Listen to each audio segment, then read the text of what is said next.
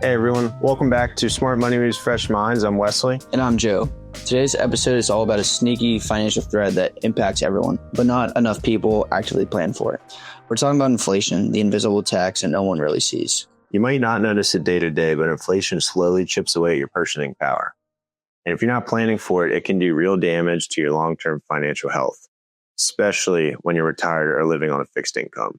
What inflation really is, let's define it first. Inflation is the rate at which prices for goods and services rise over time. The key thing is, while prices go up, your money's value actually goes down. That's right, Joe. If inflation is running at 3%, then something that cost $1 last year costs $1.03 this year. Doesn't sound huge until you spread it across groceries, gas, healthcare, housing, and do it every single year for, let's say, 20 to 30 years.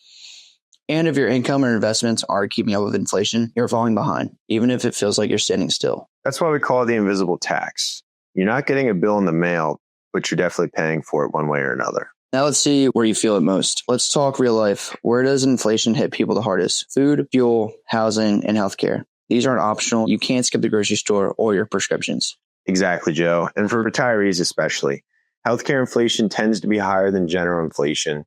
So if you're not baking that into your retirement plan, you could really come up short. Younger people aren't immune either. Your rent goes up, gas is more expensive, even entertainment or travel. It's all creeping upward. You feel the pinch whether you realize it or not. And if you're not investing and you're just holding cash, you're losing buying power every single year, which brings us up to our next point. Cash feels safe, but it's not. One of the biggest misconceptions we see is that people think cash is the safest place for their money. It's stable, right? It doesn't go down. That's technically true, but here's what does go down. What that cash can buy, if you're sitting on a pile of cash for 10 years with minimal interest, you're almost guaranteed to lose value after inflation. That's right, Wes. And that's a trap. You feel safe in the short term while you're slowly getting eroded in the long term. That doesn't mean you shouldn't have cash. You need an emergency fund. You might be saving for a big purchase, but beyond that, your money needs to grow to stay ahead of inflation. Now let's look at a story, because we love talking about these hypotheticals. Meet Emily. Imagine Emily, early 40s, career professional, very disciplined saver. She's got $150,000 sitting in a high yield savings account, earning about 4%. Sounds pretty smart, right? But if we sit down with her and look at a 20-year projection, if inflation averages 3%, she's only earning 4%, which means she's barely treading water. Now add in taxes on that interest, and suddenly she's losing money in real terms. So we walk her through a diversified plan, keeping emergency savings in cash, but putting a portion into growth-oriented investments. Now her money's working for her, not just sitting still and slowly getting eaten away from inflation. All right, so how do you actually build a plan that accounts for inflation? Invest for growth. Stocks, real estate, and inflation-protected securities can outpace rising costs. We can also diversify your income streams. Rental income, part-time consulting, dividend-paying stocks.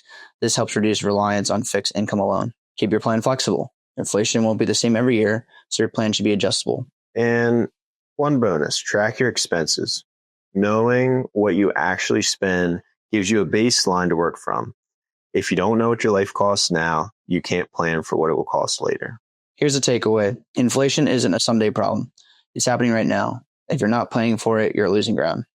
And our question to you is your financial plan actually keeping up with the cost of living? If you're not sure, come talk to Joe and I.